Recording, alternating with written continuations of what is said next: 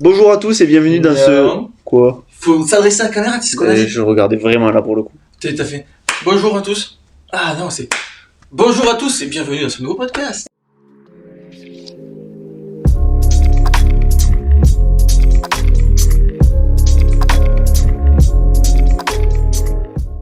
Bonjour à tous et bienvenue dans ce nouveau podcast. Donc deuxième épisode des Préventipes, le podcast des Préventipes. Aujourd'hui, on a la chance d'accueillir Lucien qui va nous parler des risques psychosociaux. Des RPS. Des RPS, voilà, pour être plus précis. Donc voilà, on va débattre sur certains sujets liés au RPS. On va d'abord vous contextualiser, vous expliquer ce que c'est. Et voilà, ensuite on va faire notre petit atelier Les lancers francs. Et ça sera la fin, déjà. Mais on aura une partie 2 sur RPS. C'est un sujet qui est assez complexe, donc pour le coup, on a décidé de scinder en deux parties. Mais voilà. Pour l'instant, je vous laisse avec Lucien qui va peut-être se présenter. Explique-nous, dis-nous qui tu es. Eh bien, Lucien, du coup, un associé du groupe Préven6 et CTO, donc en charge du côté technique. Voilà. Super. Donc toi, du coup, tu es le spécialiste des risques psychosociaux et du document unique surtout. Alors, spécialiste, grand mot, hein. Non, mais c'est vrai que c'est le côté prédominant de mon travail. Donc, je m'occupe un peu de tout ce qui est document unique. On supervise aussi les RPS, notamment à travers les diagnostics, on y reviendra. Mais ouais, c'est le côté technique sur lequel je suis. Et qu'est-ce que c'est un RPS? Est-ce que tu peux nous expliquer un petit peu et expliquer aux auditeurs ce que c'est, qu'est-ce que ça englobe et comment nous on le définit, on l'utilise dans notre quotidien? Ouais, alors les RPS, donc les risques psychosociaux, c'est un des risques qui fait partie des familles NRS et dont tous les salariés, quels qu'ils soient, peuvent être exposés. C'est une des maladies professionnelles, du moins les conséquences à travers le burn-out, le bore-out notamment, qui sont reconnues maintenant par la médecine du travail. Donc je vous l'ai dit, tous les salariés peuvent y être exposés pour diverses raisons, par rapport à du surmenage, par rapport à de l'insécurité, par rapport à tout ce qui est violence, tout ce qui est harcèlement au travail. Il y a beaucoup de situations où on peut être confronté à ces RPS. Et voilà, c'est une question qui est faite pour tout le monde, dans le sens où peu importe la taille de l'entreprise, peu importe le secteur d'activité, tout le monde peut y être confronté. Ça va être en fait tous les soucis psychiques, les stress, toutes les choses comme ça qui sont... Exactement, stress, anxiété, voilà, ça se caractérise par diverses formes, mais exactement, c'est tout ce qui peut jouer sur le côté santé mentale, psychologie, directement lié à l'activité de travail en particulier. Ok, et du coup, comment savoir si notre entreprise est touchée par les risques psychosociaux? Alors, il y a diverses méthodes déjà d'analyse, mais en amont, déjà, ce qu'on peut regarder, c'est les faits marquants un petit peu.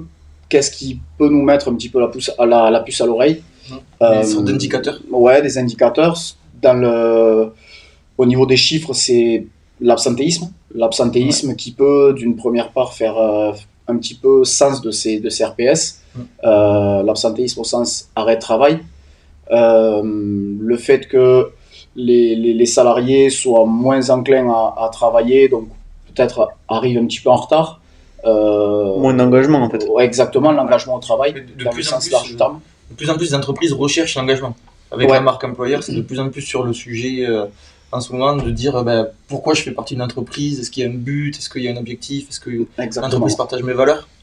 C'est vrai, ça fait partie du sentiment d'appartenance, et la marque employeur, justement, c'est un des points qu'on pourrait catégoriser donc, dans les conflits de valeurs. On y reviendra aussi, j'imagine, dans un second temps. Ouais. Mais c'est une des catégories qui fait part entière au RPS. Ouais. Ok. Mais dans tous les cas, en plus, les RPS, je pense que ça se ressent. C'est quelque chose, on doit le sentir. S'il y a une mauvaise ambiance au travail, ça peut découler justement de soucis plus profonds que juste on ne s'entend pas avec ses collègues. Ça peut être directement lié à ça. Après, des fois aussi, c'est un équilibre assez fin de garder toute la balance comme ça, de la bonne humeur, etc. Parce que des fois, il suffit d'un petit engrenage pour que y a tout qui aille mal et que les personnes ne veuillent plus venir travailler. Que, voilà. Exactement. Je pense que c'est assez compliqué de maintenir toujours, en toutes circonstances, une bonne ambiance et que tout le monde soit heureux d'être là. Bien sûr, c'est une tâche qui est loin d'être évidente, mais ce côté bonne entente, il doit se faire entre collègues, il doit se faire avec ses managers, il doit se faire avec la direction. Et c'est vrai qu'il y a beaucoup de choses à mettre en place pour pouvoir maintenir cette ambiance, cette atmosphère assez tranquille et qui justement vient contrer un petit peu ces phénomènes d'isolement ou de mauvaise entente dans l'équipe. Il y a des obligations peut-être par rapport aux risques psychosociaux? Alors les risques psychosociaux, donc c'est comme ils font partie du coup de ce côté analyse des risques en entreprise et ils sont traités au même titre que le document unique dans l'absolu, puisque d'un point de vue légal, l'employeur il est tenu de préserver la santé physique et mentale de ses salariés. Et dans ce cadre-là, en fait, les RPS ils viennent s'insérer dans ce cas, dans cette optique. Donc, l'employeur a comme obligation, évidemment, de faire le nécessaire en termes de RPS pour préserver justement cette santé mentale des salariés. Et de la même manière, les salariés ont certains droits, notamment liés au RPS. Bien sûr, on peut parler par exemple du droit à la déconnexion. Le droit à la déconnexion, il va être important notamment dans les exigences du travail. Sur l'aspect couper un petit peu de la journée de travail, faire la distinction, faire sa journée de travail, il arrive l'heure de la débauche, hop, je passe le cap, j'arrive chez moi et j'y pense plus. Je sors, je décompresse. Et donc ce droit à la déconnexion là, si on doit le définir, c'est le fait de couper vraiment dans ses relations professionnelles, que ce soit par message, par mail, sur des appels. Oui, il y a des logiciels qui font ça. Exactement. Ouais, même, alors je sais pas exactement comment ça fonctionne, mais avec Apple, je sais qu'il y a des notifications qui peuvent être limitées dans le temps en fonction de l'heure à laquelle on est, du jour aussi. Ne pas déranger. Je ne sais pas si ça a vraiment ce nom-là, mais bien sûr. Il me semble que c'est ça. Tout à fait. Ok. Est-ce que toi, tu as des petites astuces, peut-être les prevent tips, comme on dit, pour justement couper? Je sais que très sportif. Hein. Je l'ai déjà fait la vanne, mais pour ceux qui le regardent, qui l'ont en vidéo, vous pouvez voir que quand même il est assez musclé.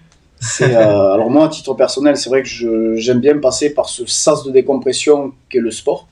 Ça permet de faire une petite bascule entre la journée de travail, on est au bureau, on est focus sur les tâches professionnelles, hop, on passe par ce petit côté activité, là en l'occurrence activité sportive, pour se décharger physiquement et psychologiquement de toute la charge mentale de la journée. Maintenant, les astuces, elles sont évidemment variées. On peut passer par des activités plus artistiques, on peut passer par des sas de décompression dès la fin du travail. C'est quelque chose qui peut être mis sur le lieu professionnel où il y a des petits groupes de post-travail, on dira, qui s'organisent pour aller courir un petit peu, pour boire une bière. Aller boire un verre entre collègues, tout à fait. C'est aussi ce passage-là où le professionnel a son rôle, dans le sens où juste après sa journée de travail, on peut quand même mettre des choses en place qui sont écrites, qui sont formalisées et qui permettent justement aux salariés d'avoir l'impression de finir un petit peu plus en douceur. Ça peut être pendant aussi. Enfin, pendant, quand je dis pendant, c'est peut-être au milieu de la journée. Tout à fait, sur les pauses méridiennes, ouais. Moi, je le fais beaucoup, de faire du sport entre midi et 2. Et je sais qu'il y en a pas mal autour de moi, et dont notamment une entreprise que j'ai en tête, qui le fait le midi, qui fait des séances de yoga le midi. Bien sûr. Donc, relaxation, encore une fois. Ouais, tout à fait.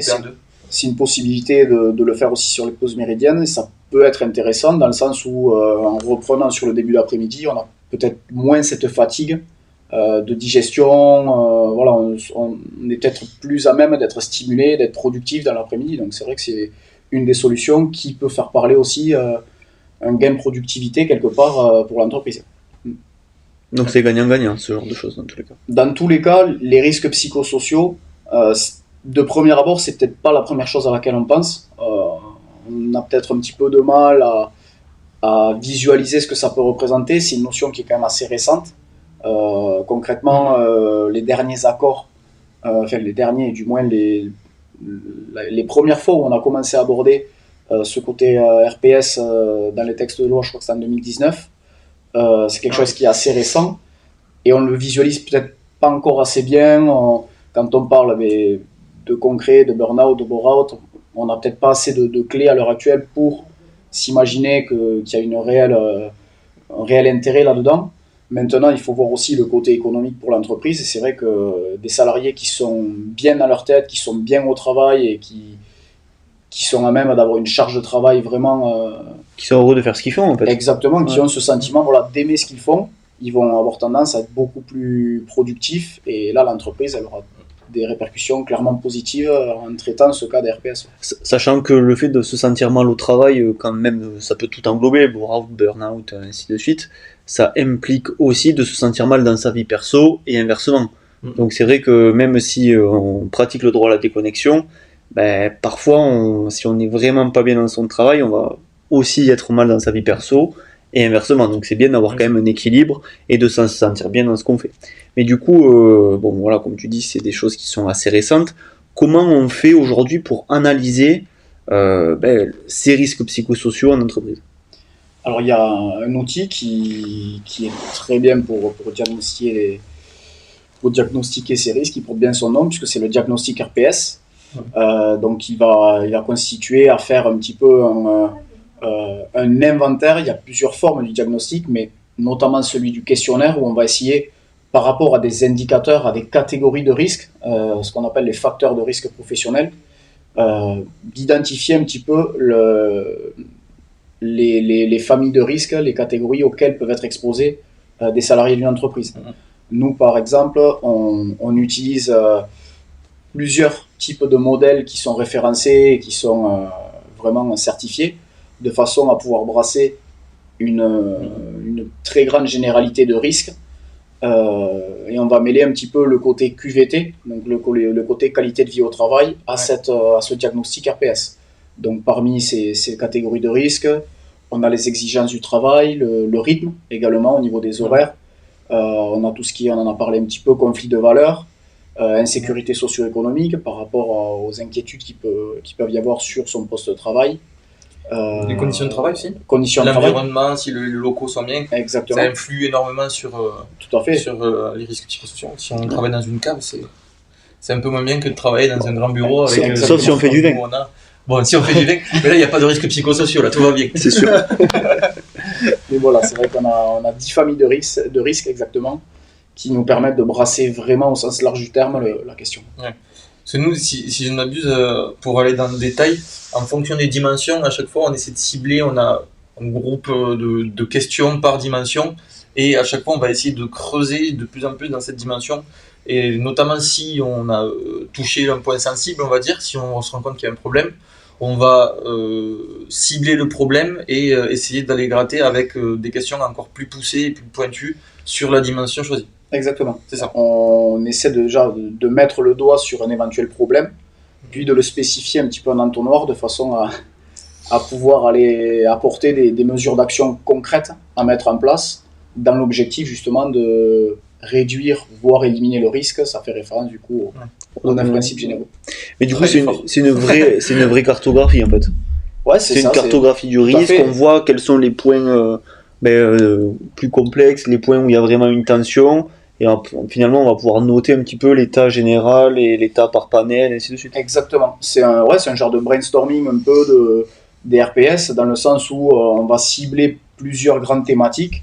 Et comme l'a dit Damien, on va petit à petit resserrer dans ces thématiques pour potentiellement déterminer quel est le problème, de quelle façon il va se manifester.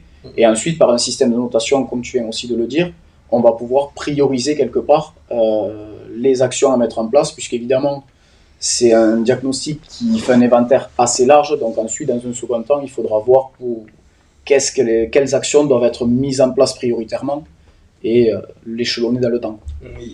Il a dit quelque chose d'intéressant, il a parlé de panels. Donc ça, les panels aussi, c'est hyper intéressant et hyper important dans un diagnostic. C'est que du coup, ça va nous permettre de comprendre un peu déjà la démographie de l'entreprise, de savoir le pourcentage de genre qu'il y a, le pourcentage d'âge, d'ancienneté, les différentes équipes, et de cibler aussi plus précisément, là je viens de parler d'équipe, mais ça c'est hyper important. Imaginons l'entreprise est assez cloisonnée, il y a plein d'équipes différentes qui restent la plupart du temps entre elles. ça va être hyper important d'avoir un référencement par panel parce que du coup, des fois, ça va très bien, sauf dans une équipe, et c'est là où ça peut poser problème. Si tu as une équipe de 20 personnes où il y a la moitié qui part en burn-out, compliqué quand même. Et ça peut mettre vraiment le bordel dans une entreprise. Ouais, c'est grâce à ces panels que, là, en reprenant ton exemple, on va clairement pouvoir déterminer la problématique, enfin, du moins l'analyser, l'identifier dans un premier temps, et ensuite mettre des solutions en place pour qu'elles soient résolues. Quoi. En sachant que dans notre processus interne, dans notre produit RPS, le diagnostic que nous on fait, on a aussi cette possibilité, quand on voit des choses aussi spécifiques, mettons on a une équipe qui va pas bien, on va pouvoir faire des entretiens individuels pour essayer de bien comprendre, et donc là c'est un travail qui est presque plus psychologique, on va vraiment analyser ce qui se passe pour pouvoir donner des solutions réelles et terrain pour faire en sorte que tout aille mieux. Quoi. Concrète, Ouais. Mais du coup, imaginons, là on arrive, on a trouvé un point... J'imagine. Ferme les yeux, mets-toi en situation. Ferme les yeux, imagine ta vie. On a trouvé une problématique, on l'a ciblée dans une équipe ou dans toute l'entreprise, enfin bref. Qu'est-ce qu'on va mettre en place pour faire un suivi ? Comment on va pouvoir suivre justement l'évolution de tout ça ? Alors comme pour la méthode d'analyse des risques, pas seulement risques psychosociaux, mais les risques dans leur globalité, on met en place un plan d'action. Donc le plan d'action, il va référencer toutes les actions qu'on va pouvoir préconiser par rapport aux situations rencontrées. Et ce plan d'action-là, l'objectif, c'est qu'il soit hiérarchisé de façon à pouvoir mettre en place en priorité les actions sur lesquelles les indicateurs sont élevés. C'est-à-dire que nous, par cette analyse, on va essayer de voir un petit peu qu'est-ce qui semble prioritaire, qu'est-ce qui semble incontournable à modifier pour une entreprise quelconque, dans le but que les salariés ils se sentent mieux, ils aient ce sentiment de bien-être, et au fur et à mesure, il y a cet échelonnage dans le temps qui va permettre on oriente vraiment les structures, quoi. Tout à fait. Parce que depuis tout à l'heure on parle d'entreprise, mais c'est des cas qui sont avérés et qui existent également dans le public. Non. C'est-à-dire qu'on intervient aussi sur des établissements publics comme des mairies, des communautés de communes, ainsi de suite. Quoi. Quand on dit entreprise, c'est un abus de langage, tout à fait. C'est toute structure, tout établissement, toute structure, c'est tout salarié. Même l'associatif. Et ça, c'est un vrai sujet, je pense, parce qu'aujourd'hui, le poste de la fonction publique, il est beaucoup moins important qu'avant. En tout cas, dans la perception des gens. Général, ouais. J'ai l'impression que avant, quand on était fonctionnaire, on était dévoué à son travail, on voulait travailler pour l'État, c'était une fierté de travailler pour l'État. Et maintenant, petit à petit, on perd cette notion de fierté, de travail, on perd cet accomplissement. Et je pense que justement, ça revient à ce qu'on disait tout à l'heure. Le fait de ne... Conflit de valeur, peut-être. Ouais, un certain conflit de valeur, exactement, de ne plus être engagé dans son travail parce qu'on ne croit plus vraiment à ce qu'on fait. De trouver du sens dans les tâches que l'on accomplit tous les jours, dans les missions qui nous sont confiées. La notion de sens, elle est vraiment super importante. Et là, si on arrive à perdre un petit peu ce côté-là, on est clairement dans les conflits de valeur. Et c'est un côté qu'on aborde clairement dans les RPS. Ouais. Ça, c'est très intéressant. Et après, il y a aussi quelque chose qu'on a peut-être moins parlé, mais la comparaison entre les différentes années, donc pour voir l'évolution d'une action ou d'un diagnostic, ce qui est très important, au final, ça va être de le suivre sur plusieurs années. Ouais. Parce que ça va nous permettre de savoir, du coup, si les actions qu'on a mises en place, elles ont réellement marché. Bien sûr. Nous, je sais qu'on marche avec un score RPS qui, à chaque fois, va définir un peu, ça va être une notation pour donner la santé mentale et psychologique de l'entreprise. Et l'objectif, c'est que ce score, il augmente. S'il augmente, ça veut dire que techniquement, on fait bien notre travail, et ça veut dire aussi surtout que les gens se sentent mieux et que tout va mieux dans l'entreprise. Et que l'entreprise est concernée et met en place les actions qu'on a préconisées. Oui, bien sûr. Ça, c'est vrai. Voilà. Et c'est d'ailleurs, sans ça peut pas marcher. Ah bah oui, tout à fait. Ouais. Si, on peut faire le meilleur diagnostic possible. Si derrière, il n'y a pas la volonté, alors souvent, ça va être la direction, mais c'est aussi les divers salariés de jouer le jeu. Mais c'est sûr que si derrière, il y a un des partis qui veut pas faire l'effort, ça peut pas marcher, quoi. Non, c'est clairement une démarche qui doit être pluridisciplinaire. C'est la direction, évidemment, dans la mise en place. La mise en place, les moyens mis à disposition des salariés. Les salariés dans leur application, dans le fait aussi de faire des retours d'expérience, de faire remonter par une communication avec les managers, avec la direction, entre eux. La communication, elle est super importante. Donc là, à ce niveau-là, c'est une démarche qui doit vivre. puis après par des acteurs, pourquoi pas externes, dans ce cas-là. Mais là, on revient directement à la prévention des risques. C'est pareil pour pour tous les risques. On peut avoir une direction qui fait bien les choses, qui met à disposition des EPI ou quoi. Si on a un des salariés qui veut pas les mettre, c'est difficile de suivre chacun. Si la personne ne joue pas le jeu, évidemment, s'il met pas le casque et qu'il se prend une brique sur la tronche, ça fait plus mal. C'est pareil pour les RPS, quoi, finalement. Bien sûr, c'est presque un droit comme un devoir, en fait. Ouais, tout à fait. Parfait, c'est l'heure de passer notre petit débat. Petit débat lié bien sûr aux chaussons aux pommes. Je rigole, bien sûr, au RPS, c'était ma meilleure blague, celle-là. Je vais comprendre. Donc la question c'est, qu'est-ce qui est pour nous la plus grande cause de RPS, des risques psychosociaux? Tes blagues, hein. Ouais. Non, vraiment, mes blagues, ça me permet de les soigner, je crois. Non, je sais pas, si vous écoutez ça, j'espère que si je vous ai soigné du burn-out grâce à mes blagues, s'il vous plaît, vous pouvez me le mettre en commentaire. Encore une fois, tu vois, je fais genre qu'on est 36 000 à nous écouter. Et pourquoi pas? Bah écoute, on l'espère. Hein. C'est sûr. Mais la plus grande cause de RPS. Moi je l'ai déjà, vu que c'est la deuxième fois qu'on tourne ce podcast. Techniquement, je l'ai déjà, parce que pour vous expliquer un peu, la première fois, la batterie d'une de nos caméras s'est arrêtée, a coupé. Je ne dirais pas que c'est à cause de moi. Mais du coup, je sais de quoi j'ai envie de parler, le management. Et vous aussi, on a déjà parlé un peu, mais le management pour moi c'est hyper important. Et c'est ce qui va être le plus caractéristique dans la création d'un risque psychosocial. Parce que pour moi, on va dire que l'image de l'entreprise, la gestion de l'entreprise, l'entreprise en fait, l'image de l'entreprise pour une personne, ça va être son manager. Si son manager a décidé demain qu'il allait passer un mauvais quart d'heure, il va passer un mauvais quart d'heure. C'est ça le problème. Alors que s'il veut que tout se passe bien, tout se passera bien. Et ça, souvent, le problème, c'est qu'on néglige... Les formations. Ah, exactement. On néglige trop cet aspect de management et on fait une montée en compétences interne parce que la personne, ça fait 10 ans qu'elle est là et il faut la placer un peu plus haut pour lui donner envie de continuer aussi, parce que c'est normal.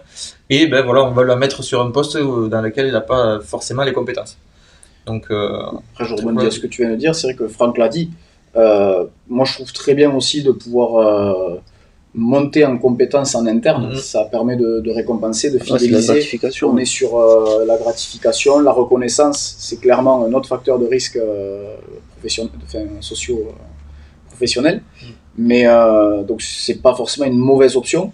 Par contre, en effet, le côté formation, sensibilisation, il est super important dans le sens où on va pouvoir vraiment apporter des clés aux salariés qui, sur la base du volontariat ou non, s'ils ne se sentent pas capables de réaliser certaines missions, s'ils ont le sentiment de vouloir se former davantage, mais c'est vrai que la formation, elle est super importante dans ce milieu-là. Moi, je dirais aussi, une des plus grandes causes de RPS, je dirais le socio-économique, dans le sens où c'est difficile aujourd'hui d'avoir énormément de salariés pour une tâche, et on va pouvoir confier beaucoup de choses à une seule personne. Et la surcharge de travail, c'est un vrai facteur, parce que si en plus on se sent bien dans l'entreprise, on va vouloir faire des missions, mais il y a un moment où c'est que ça vient forcément grappiller sur la vie perso, et cet équilibre, quand il est rompu, c'est difficile, parce que si pendant, 6 mois, on donne un certain nombre de rendus, une certaine rigueur et vitesse de travail, et qu'au bout d'un moment on ralentit, forcément les collègues ou les managers ils vont pas forcément comprendre pourquoi tu m'as mis 2 semaines à faire un truc alors que normalement t'en mets une, et en fait là ça peut créer un climat, ça peut faire des tensions, avoir des retards, et tout cet aspect là peut être assez compliqué à gérer et peut créer justement là pour moi on est plus dans le burn-out du coup, mais dans la surcharge de travail qui peut amener des choses. Ouais. Après, je pense qu'aussi un bon management peut essayer d'accompagner ce genre de problématiques. Avant même qu'elles interviennent. Si management, ça intervient avec les personnes, mais c'est aussi la gestion de comment ces personnes vont travailler, tu vois. Là, tu pars du principe que c'est forcément quelqu'un qui n'est pas manager, mais ça peut être tout à fait le manager qui subit ça. Ah, ça c'est sûr. Tu vois. Et mais le manager est un manager. Si c'est pas forcément en plus.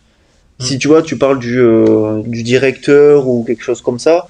Dans des grosses entreprises, il y a des pôles qui ont un directeur oui, effectivement, il y a le codir en dessus, mais le codir, son taf, c'est pas de gérer la santé mentale du directeur commercial de je sais pas quelle grande entreprise. Bah, si cette personne-là, elle a trop de travail et que elle arrive en burn-out ou peu importe, mais déjà ça va l'affecter elle forcément, ça va être moins productif, mais derrière ça va peut-être toucher des centaines de personnes. Ah, bien sûr. Et du coup, c'est compliqué. Après, C'est crescendo. toutes les notions sont liées. Au Oui, final, tout à fait. on les retrouve beaucoup. Et dans ce cas de figure-là, c'est le manager potentiellement qui peut être touché, et c'est tout à fait vrai. On parle souvent de faire remonter sur la direction, mais la délégation des tâches en vraiment demandant la participation de salariés, d'autres managers, vraiment le fait de déléguer, c'est loin d'être un aveu de faiblesse et c'est même au contraire tout à fait. super important. Ouais, et je pense qu'aujourd'hui, on peut. Je comprends pas pourquoi, par exemple, il va y avoir un directeur, deux directeurs qui sont exactement dans la même situation, avec le même management, le même nombre d'employés, ou voilà, le même nombre de collaborateurs. Et il y en a un qui va être en burn-out, dans surcharge, et l'autre où tout va aller très bien et qu'il va faire ses horaires un peu plus, mais pas forcément énormément non plus. Je pense que c'est aussi la charge qu'on se donne, c'est souvent un travail envers soi-même, je pense. Être réaliste envers nos compétences, envers ce qu'on peut absorber comme travail, et se dire, ça par exemple, je peux pas, comme tu disais, je délègue, ou même des fois il faut savoir refuser. Si demain tu as un client qui vient qui te dit, ok, demain je t'apporte ça comme travail, mais si j'ai pas les compétences en interne, enfin si j'ai pas le personnel, voilà, le cumul temps, on va dire, en interne, il faut savoir refuser, quoi. Tout à fait. C'est une introspection sur soi-même à faire, mais qui est super importante. Se connaître soi-même avant tout. Avant les autres. Exactement. C'est vrai que c'est une phrase philosophique, mais c'est la première chose à faire. Tout ce qu'on dit là, ça me fait penser à ce qu'on s'est dit, je sais plus si c'était en off ou lors du premier podcast, on avait parlé de présentéisme en France, qui est aussi un gros facteur. L'idée que on veut montrer, en France il y a ce truc-là que je déteste d'ailleurs, de vouloir montrer qu'on est présent dans le travail, c'est-à-dire qu'on fait 7 heures par jour, mais on le voit, on a des amis qui vivent au quotidien, il faut arriver à 8 heures, repartir à 19 heures, prendre demi-heure de pause, sauf qu'en la réalité, c'est qu'on est, pour moi, ça montre juste que soit on est mal organisé, soit on travaille beaucoup plus que ce pourquoi on doit travailler, et il y a bien un moment où ça craque, et on le voit finalement au bout de quelques temps, les personnes craquent parce que c'est pas du tout ce pourquoi on est fait. Oui, et surtout que chacun a son rythme. Exactement. Et je pense que c'est contre-productif que d'imposer un rythme à une personne qui n'est pas adaptée à ça. Ça, c'est la chance qu'on a nous ici. Ouais. Nous ici, c'est vrai que chacun chez Prévensis, on a notre taf à faire, journalier, et quand c'est fait, c'est fait. Ça, c'est vrai que c'est une bonne chose. Ouais. Pour une fois que les cordonniers sont pas les plus mal chaussés. Ouais, c'est clair. On revient sur des modes de management là en particulier. Après, on est aussi on est des petites équipes, on peut tous se parler, peu importe le poste. Donc ça, c'est un gros avantage. C'est beaucoup plus facile de manager et d'avoir un bien-être au travail dans notre équipe où on est 8 plutôt que Airbus où ils sont 70 000. C'est sûr. Après, ils font pas d'efforts, je pense. 8, 70 000, c'est pareil. Oui, c'est vrai, c'est presque pareil. À 69 000 près. Bah oui. Un peu plus. Oui. Non, c'est sûr. Super. Est-ce que vous avez un petit mot pour la fin? Arrêtez de faire semblant, on vous voit. Je rigole. Explique. Oh, c'était juste une vanne. Parfait. Écoutez, je pense que on va arriver à la fin de ce débat, et pas à la fin du podcast, puisque maintenant on va avoir les lancers francs. Voilà. Donc lancer franc, je vous réexplique un peu le contexte. On va lancer 3 fois le panier. Non, le panier d'un franc. Non, et en plus c'est une balle qu'on va lancer dans le panier. On a une petite balle de basket qu'on va devoir lancer dans le panier. Enfin, surtout Lucien, notre invité, il va avoir 3 chances et ça va être très simple. S'il met pas de, une par question. S'il met pas de points, on lui pose une question. Une question qui est un peu personnelle, liée au travail toujours. T'inquiète pas, on va pas rentrer dans ta vie.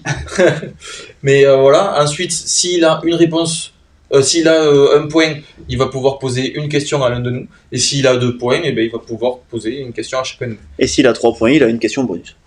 Ouais, non, même pas. Non. Bon, il la mettra pas. Oui, c'est vrai. Cette éventualité est fort peu probable. Voilà. Super. Et ben je vous dis à de suite. Petit jingle, petit break. Et on y va dans 3 secondes.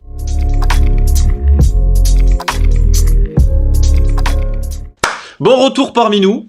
Voilà, l'atelier lancer franc est lancé. Très beau, et je n'ai pas fait exprès, mais c'était un très joli jeu de mots. Donc je n'ai pas rappelé les règles. Je pense que nous pouvons laisser Lucien s'exprimer en échouant ses paniers. À toi l'honneur. Vu que tu es le seul à jouer, c'est sûr. Premier lancer franc, échoué. C'était assez proche. C'était assez proche. Deuxième lancer franc, il a fait exactement la même chose. Le retour d'expérience n'est pas là. Troisième lancer franc.